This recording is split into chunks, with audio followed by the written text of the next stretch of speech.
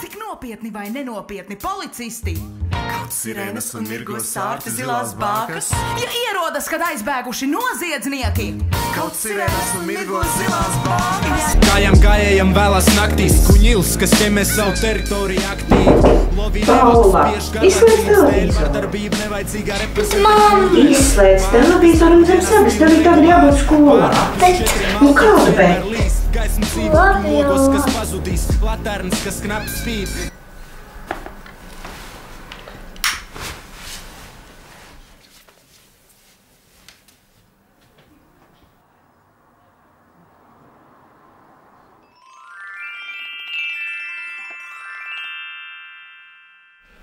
Tā, grāmatas, būtnīcas, penālis, konfektes, kožļanes.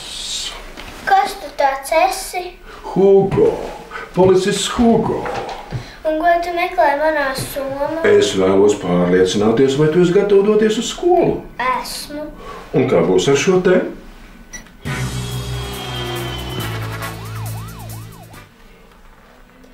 Tu prāto, vai es zinu ceļa satiksmes noteikumus? Bingo! Ja jau šī ir spēle, kas man būs par uzvaru?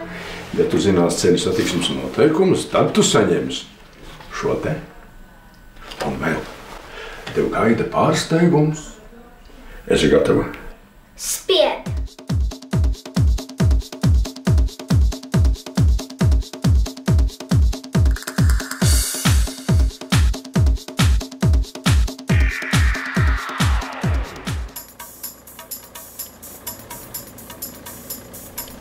Kurš no gājējiem rīkojās nepareizi, Ozols vai Čilli?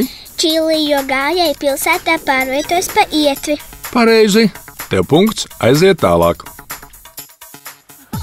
Nu, ko teiksi? Ozols rīkojās nepareizi, jo gājēji ārpus pilsētas pārvietojas pa ceļa nomalu, ejot pretī mašīnām. Lieliski, tev jau ir 2 punkti. Ozolam vajadzēja iet pa ceļu otru pusi un labi pārredzamā vietā šķērsot ceļu. Pagaidi, kā tur īsti bija ar to brauktuvi šķērsošanu? Aha, tātad vispirms paskaties pa kreisi, tad pa labi, pārliecinies, vai tūmā nav transporta līdzekļi. Tad šķērso brauktuvi, vidū vēlreiz paskatoties pa labi. Skaidrs. Un atceries, Paula, ka gājēji ir ne tikai tie cilvēki, kas iet ar kājām, bet arī tie, kuri brauc invalīdu ratiņos un pārvietojas ar skrituļslidām vai skrējriteni. To es zinu. Bet nu atgriezīsimies pilsētā un pārbaudīsim, vai zini, kā jāšķērso ielas. Čilli rīkojās pareizi, bet Ozols pavisam nepareizi. Kā tā? Brauktuvi pilsētā drīkst šķērsot pa gājēju pāreju, pirms tam pārliecinoties, vai tas ir droši. Ozols ielu šķērsoja vietā, kur nav gājēju pārejas. Tu gan esi sacīga, 3 punkti tev.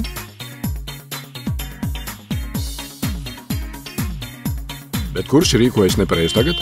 Čilli! Tieši tā. Brauktuvi drīkst šķērsot tikai tad, kad deg zaļā gaisma. Labi, tev jau ir 4 punkti. Viss? Nē, bet pirms mēs dosimies tālāk, neliels ieskats ceļu satiksmes palīgos. Ja krustojumā un pie gājēju pārejas ir gājēju luksofors, tu ielu drīksti šķērsot tikai tad, kad tajā deg zaļš cilvēciņš. Ja deg sarkans cilvēciņš, ielu šķērsot nedrīkst. Dažkārt satiksmi krustojumos regulē ceļa policists. Šādā gadījumā tu ielu drīksti šķērsot tikai tad, ja policists stāv ar sānu pret tevi. Ja policists pacēlis augšā roku, tas nozīmē to pašu, ko luksofora dzeltenā gaisma. Ātrāk pabeidz šķērsot ielu. Bet, ja policists stāv pret tevi ar seju vai muguru, ielu šķērsot nedrīkst. Un atceries, ja krustojumā satiksmi regulē policists, tev nav jāpakļaujas luksofora gaismu signālu dotajiem norādījumiem. Tev patīk regulēt satiksmi? Jā, ja gājēji saprātīgi un auto vadītāji uzmanīgi, man patīk. Tagad spēlējam tālāk. Tā, man jau 4 punkti ir.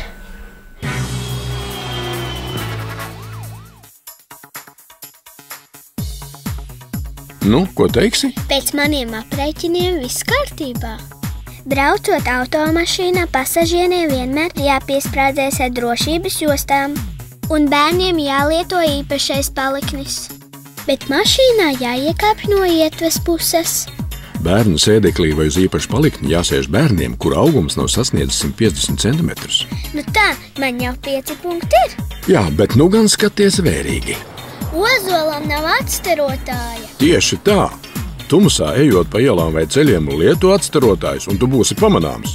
Cilvēku ar atstarotāju autovadītājs ieraugs 100 metrus ātrāk. Es domāju, ka man jau 6 punkti ir. Jā, ar matemātiku tev viss ir kārtībā. Bet pirms mēs pārējām pie mūsu superspēles noslēdzošās nodaļas, vienmēr atceries. Uz ielas vai ceļa un to tuvumā nedrīkst rotaļāties un spēlēt spēles. Nedrīkst izskriet uz brauktuvas, nepārliecinoties, ka tuvumā nav braucoša automašīna. Nedrīkst iziet uz brauktuvas aiz stāvoša transporta līdzekļa, ja tā vadītājs tevi neredz. Nedrīkst spēlēties zem vai aiz stāvoša transporta līdzekļa. Uzmanies ceļu satiksmē, ja tevi apžilbina saule, tu vari nepamanīt auto un autovadītājs var neredzēt tevi. Ja ārā ir migla, ievērojami samazinās redzamība. Lietussargs var aizsegt skatienu un tu vari nepamanīt tuvojošos auto. Ja uz brauktuves ir sniegs un ledus, tu vari paslīdēt, turklāt grūti nobremzēt ir arī automašīnām. Tāpēc vienmēr atceries, ka žilbinošā saulē vislabākais palīgs drošībai ir saules brilles, tumsā, miglā un lietu atstarotāji ziemā neslīdīgi apavi, bet lietussargi turi tā, lai tas neaizsedz tev skatu uz ielu vai ceļu. Kā tu visu to zini? Un kā tu zini visu to, kas notiek Harry Potter filmās? Tas ir stilīgi. Zināt satiksmes noteikumus arī ir stilīgi un turklāt ļoti svarīgi. Bet tagad es gribu pārliecināties, vai tu zini, kā jāuzvedas sabiedriskajā transportā? Trolejbusā un autobusā es zinu, bet tramvajā nekad neesmu braukusi.